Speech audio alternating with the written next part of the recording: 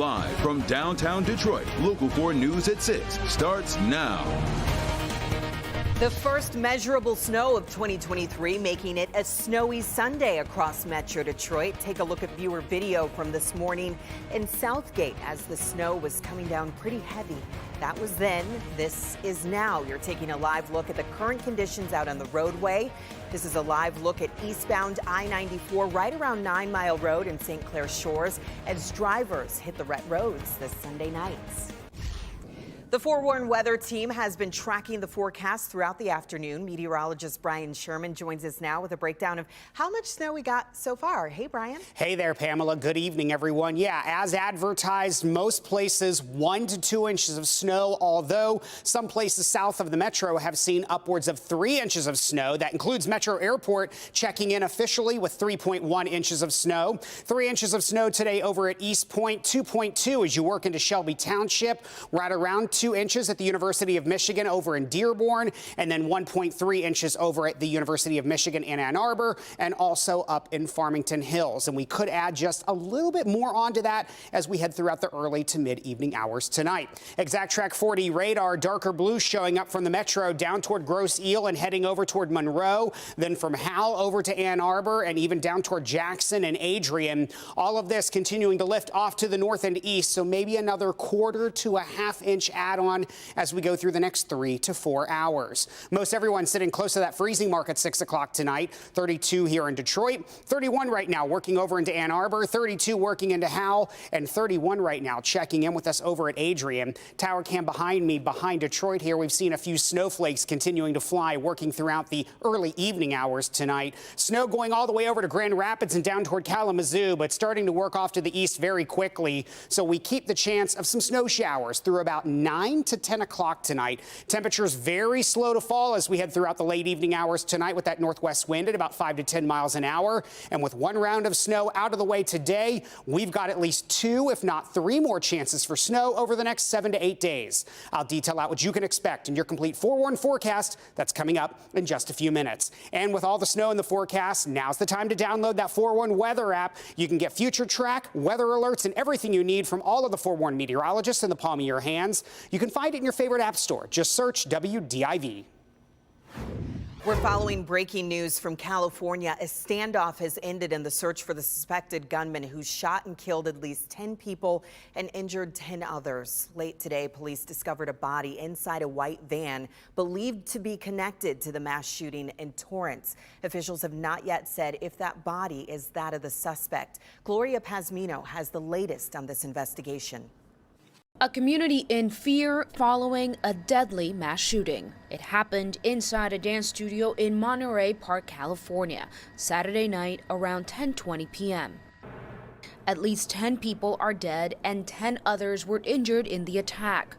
According to the sheriff, 5 men and 5 women were found dead at the scene. The sheriff saying early information suggests the suspect is an Asian man. The tragedy comes as the city's large Asian American community celebrates Lunar New Year. We don't know if this is specifically a hate crime defined by law, but who walks into a dance hall and guns down 20 people? President Biden saying he is closely monitoring the situation and directed the FBI to provide full support to local authorities in the investigation. I want the community to be rest assured that our police department will continue every day to protect the safety of everyone who lives in Monterey Park. California Governor Gavin Newsom tweeting that Monterey Park should have had a night of joyful celebration of the Lunar New Year. Instead, they were the victims of a horrific and heartless act of gun violence.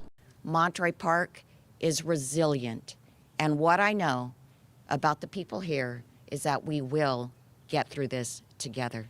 I'm Gloria Pasmino reporting. New at 6. Make sure you stay with Local 4 and click on Detroit.com for continuing coverage. Today marks what would have been the 50th anniversary of Roe v. Wade, which established a federal constitutional right to an abortion. Many gathered and laid flowers down at the steps of the Supreme Court in Washington, D.C. today. The gathering comes as those who oppose Roe v. Wade held prayer vigils in the country's capital. The ruling was overturned by the Supreme Court last year. Here at home, police are investigating an accident that left one woman in critical condition. It happened around 4 this morning on eastbound I-94 near Cashew in Detroit. Police say a 34-year-old woman was driving when she suddenly stopped in the center lane of the freeway. They say the driver of a Chevy Silverado tried to swerve around the woman's vehicle but wasn't able to. Police are continuing their investigation into that accident tonight. It was an accident that drew national coverage to the Detroit Symphony Orchestra last month. An audience member yelled a racial slur during a performance of A Charlie Brown Christmas by Cyrus Chestnut. Tonight, the jazz player returns to the DSO. Paula Tutman joins us live with a preview. Paula? Hi, Pamela. You know, this was a really bad incident. I mean, no one really wants to see the DSO pop up when they do a search engine for this racial slur, but that's exactly what happened really across the nation, internationally. In fact, this is a venerable institution. This was a holiday concert. Like you said, a Charlie Brown Christmas music when this horrible thing was said. So obviously the DSO is ecstatic to be able to invite these artists back to say, hey, listen, this is who we are. That's not who we are.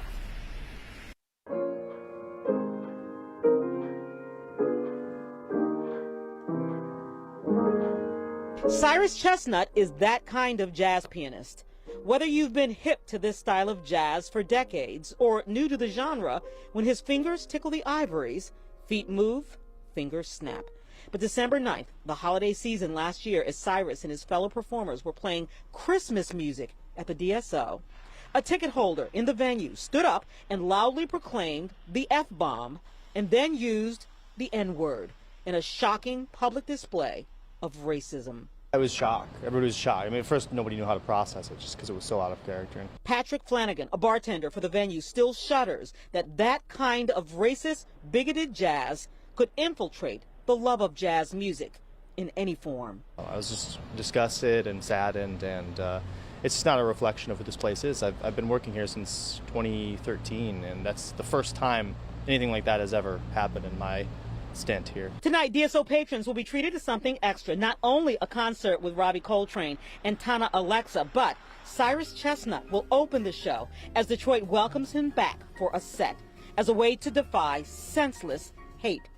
On his Facebook page 4 days ago, Chestnut not only thanked his fans for their birthday wishes, but in his soft-spoken and gentle way talked about how music and the fact that he gets to be a part of it is a joy to him year-round. I look forward to this new dimension. And I look forward to hopefully being able to interface and be more of a blessing. With class and flourish, Detroit is happy he's back. I think it's an important kind of do-over to show that that sort of thing isn't tolerated and that the performance trumps all, hate and ill will. So I think it's a good gesture, and it's a symbolic thing to bring him back. Yeah, you know what? Pure class all the way around for everyone other than that person who stood up and yelled those horrible things. DSO, again, Class Act has not named that person. However, they say they've made contact with them and they are banned from this venue forever. Pamela? All right, Paula, thank you. Still more to come here on Local 4 News at 6. Here's Megan. You might be seeing more of these life-saving vending machines across the state. Tonight, we introduce you to the Wayne State program that's behind the initiative.